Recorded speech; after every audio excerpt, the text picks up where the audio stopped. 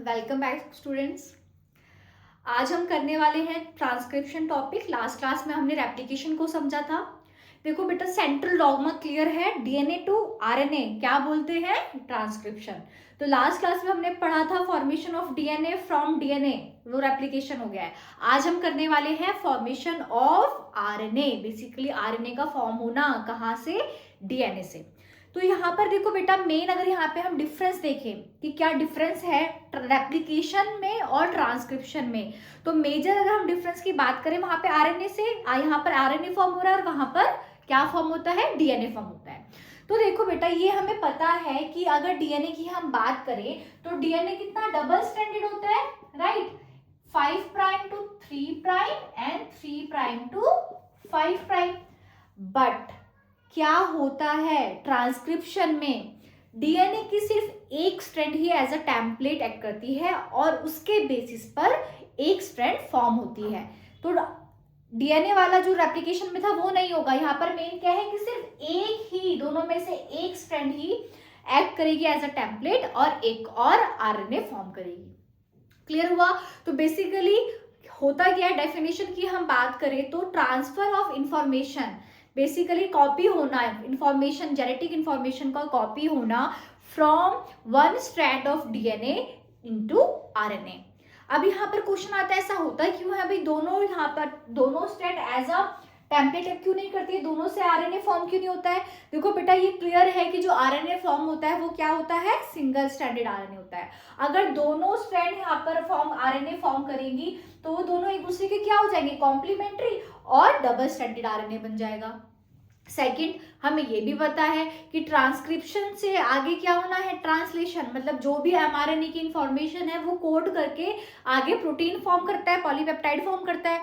तो यहाँ पर अगर दो आपके एमआरएनए फॉर्म हो जाएंगे तो क्या होगा?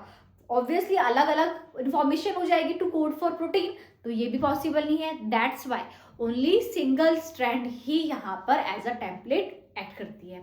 अब यहाँ पर देखो बेटा, मेन समझने वाली बात क्या है कि कौन सी strand as a template act करती है, कौन और क्या होता है? सेम चीज होगी बेटा, पर इसमें हम धीरे धीरे, जैसे हमने रेप्लिकेशन में एंजाइम समझा था, क्या सीक्वेंस होता है, किस तरीके से प्रोसेस कंटिन्यू करती है, हम उसको पढ़ने वाले हैं।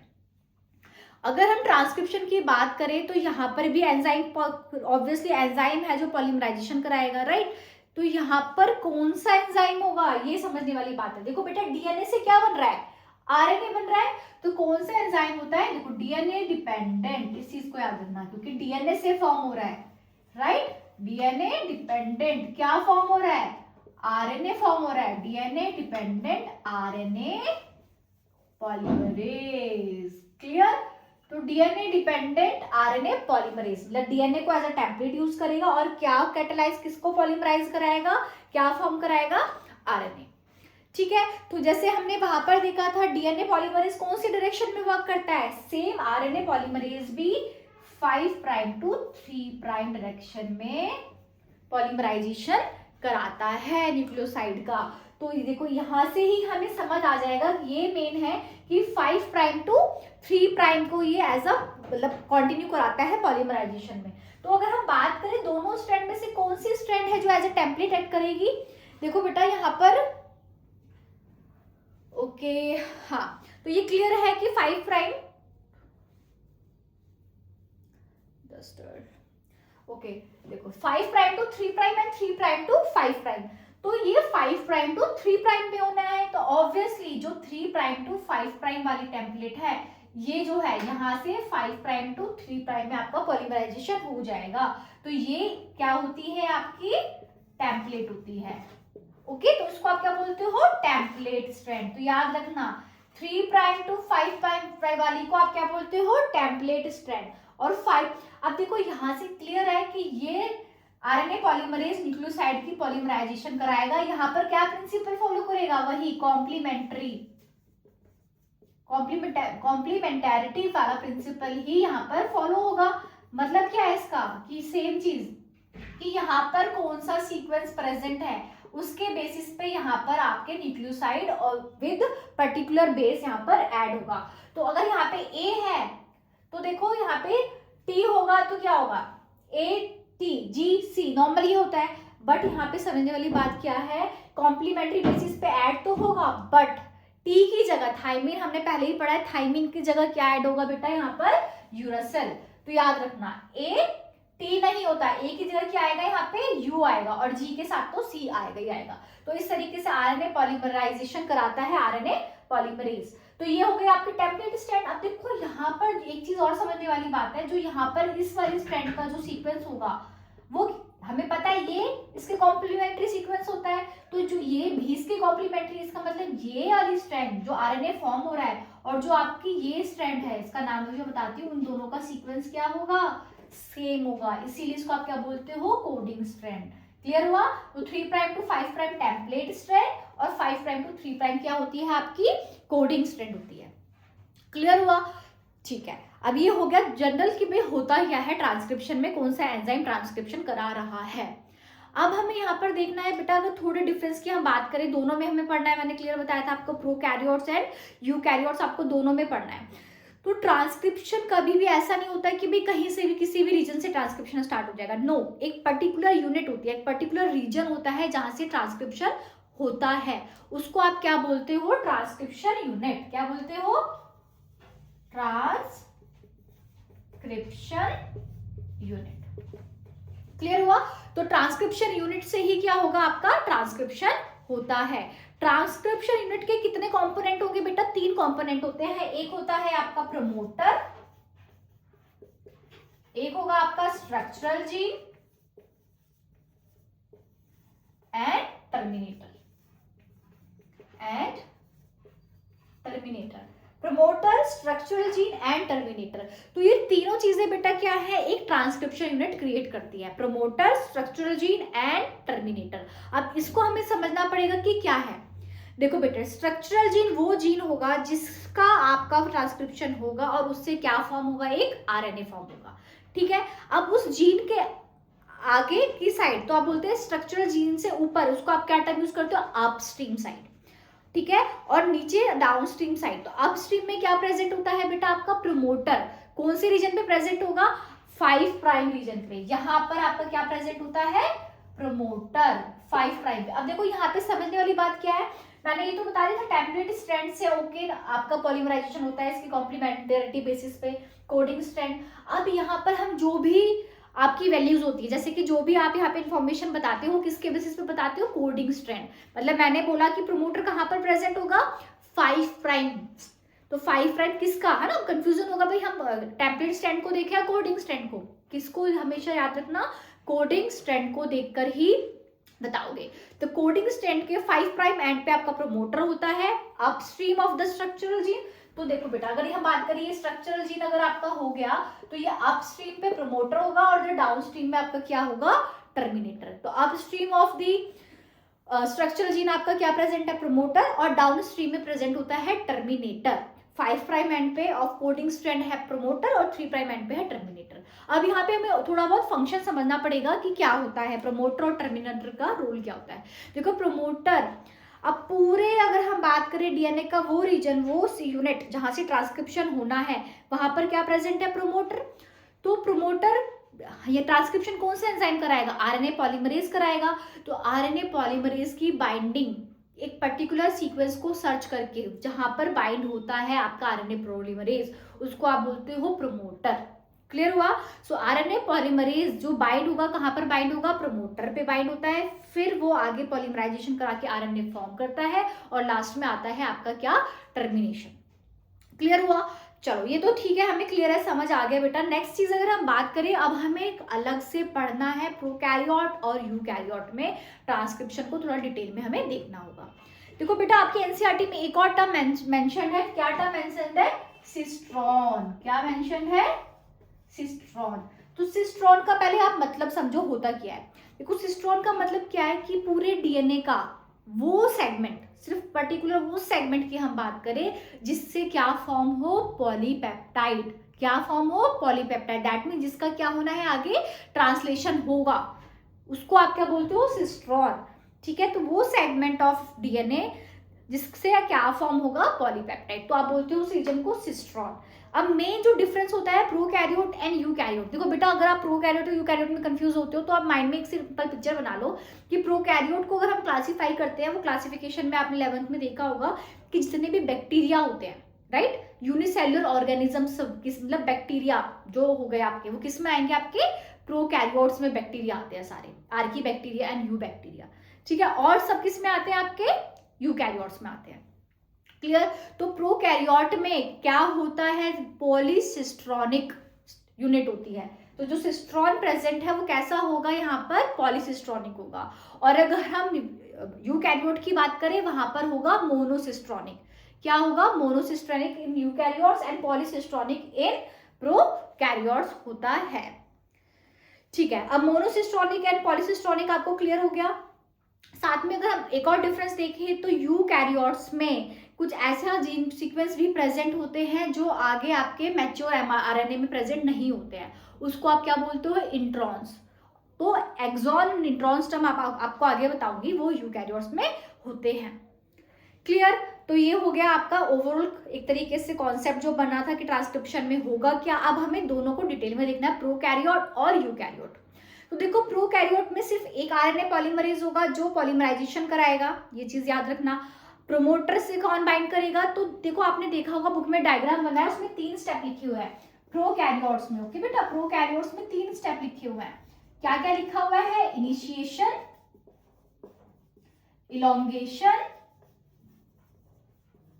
And termination. हम ये किसकी बात कर रहे हैं, प्रोकैरियोट्स की बात कर रहे हैं, इनिशिएशन, इलोंगेशन एंड टर्मिनेशन। तो इनिशिएशन में अगर हम बात करें तो अभी मैंने बताया था क्या होगा, प्रमोटर सीक्वेंस को कौन आइडेंटिफाई करेगा, आरएनए पॉलीमरेज आइडेंटिफाई करता है और बाइंड होता है किससे, प्रमोटर से, इसको आप क्या बोलते हो, इनिशिएशन।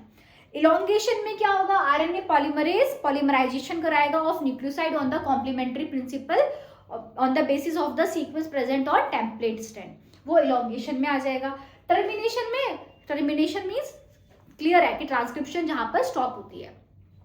तो अगर हम मेन यहाँ पे बात करते हैं बेटा कि आरएनए पॉलीमरेज का मेन फंक्शन यहाँ पे क्या होता है, इलोंगेशन आरएनए पॉलीमरेज ही कराता है, बट इनिशिएशन और टर्मिनेशन के लिए उसको 2 फैक्टर की रिक्वायरमेंट होती है जो किस में हेल्प करते हैं, ट्रांसक्रिप्शन के इनिशिएशन और टर्मिनेशन में हेल्प करते हैं। तो बच्चे कंफ्यूज होते हैं अभी कौन सा फैक्टर है, तो आरएनए पॉलीमरेज किस फैक्टर से बाइंड करता है, याद रखना किससे, सिग्मा फैक्टर से बाइंड करता है, किस टाइम पे, इनिशिएशन के टाइम पे, और ट्रांसक्रिप्शन कराएगा।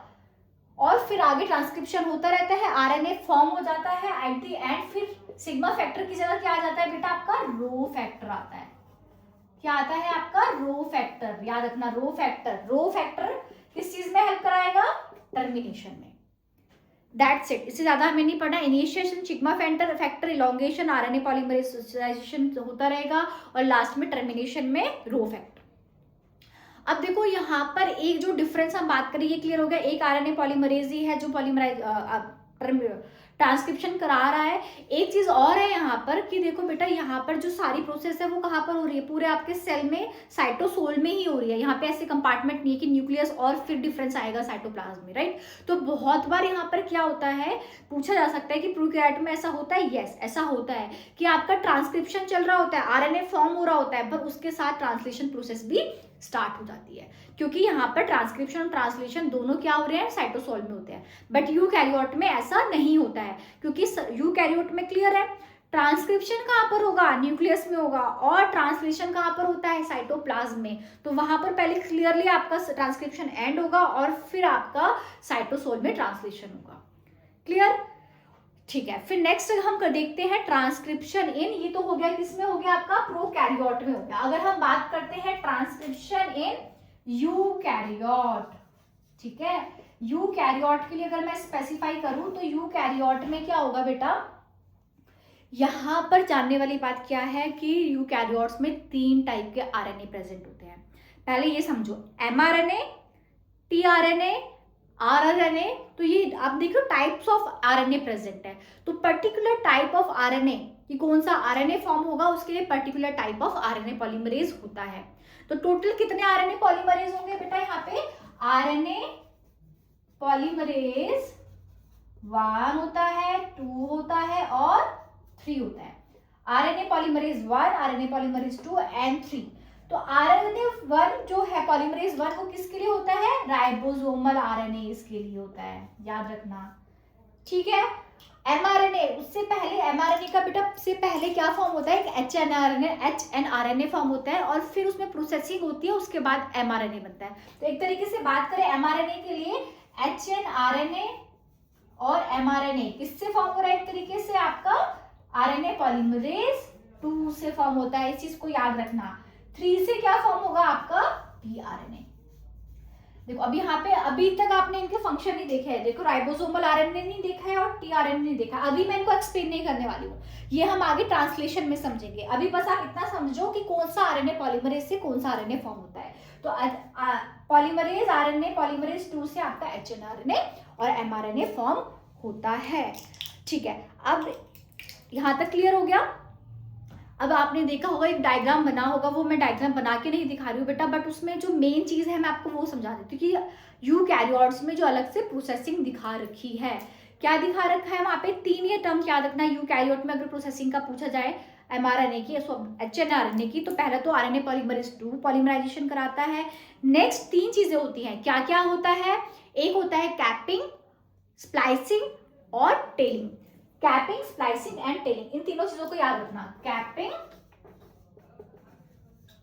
टेलिंग और स्प्लाइसिंग।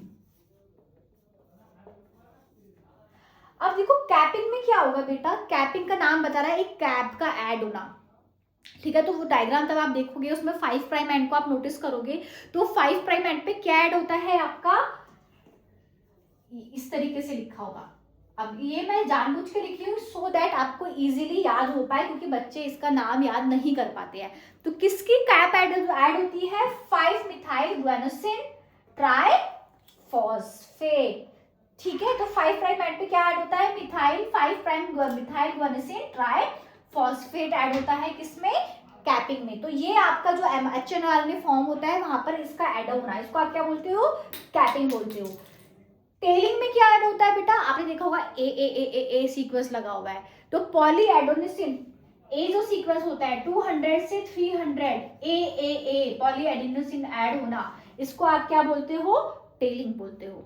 अब ये है अलग से मेन स्प्लाइसिंग, तो याद रखना स्प्लाइसिंग किसमें होगी? यूकैरियोट्स में स्प्लाइसिंग होती है। इसका मतलब क्या है? देखो बेटा, तब मैंने आपको यहाँ पे सिस्ट्रॉन बताया था ना कि यूकैरियोट्स में क्या होगा? इंट्रॉन्स और एक्सॉन्स प्रेजेंट होते हैं। आप इसको और क्या टर्म बोलते हो कि यहाँ पर जो जीन होते हैं वो कैसे होते हैं? स्प्लिट जीन होते हैं, क्योंकि यहाँ पे इंट्रॉन और एक्सॉन्स प्रेजेंट है।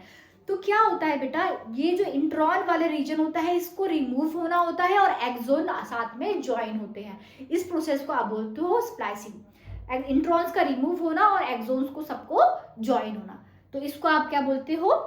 स्प्लाइसिंग।